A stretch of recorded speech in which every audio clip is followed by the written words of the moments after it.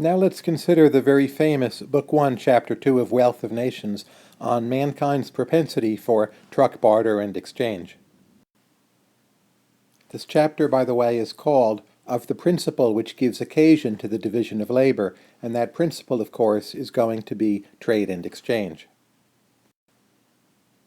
Indeed, the ability to make deals, to consummate binding agreements, to exchange goods and services is portrayed by Smith as a fundamental characteristic of mankind and one which is going to drive a lot of economic reasoning.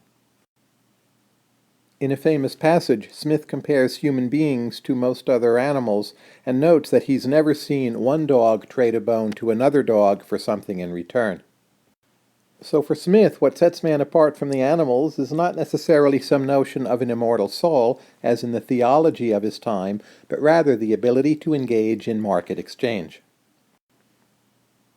This self-interested desire for other goods and services obtained through the medium of trade drives a lot of human behavior. There's a very famous quotation in this chapter, and it reads as follows, quote, "It is not from the benevolence of the butcher, the brewer, or the baker that we expect our dinner, but from their regard to their own interest."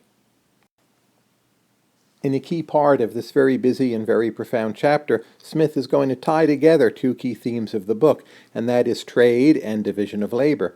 And Smith notes it's the desire to trade which gives rise to specialization and the division of labor.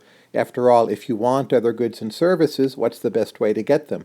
Well, you should produce what you are best at and specialize, and then use what you have produced and trade it in return for other goods and services.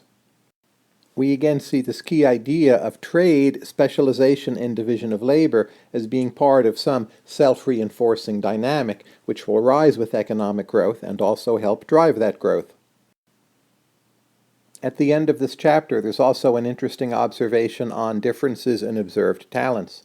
Smith notes that individuals have varying abilities, but a lot of these are not inborn, but rather they come from custom, habit, and experience. So here Smith is asserting one kind of vision of a general or broad natural equality of mankind. Overall, this really is one of the most important and most interesting chapters in the entirety of Wealth of Nations.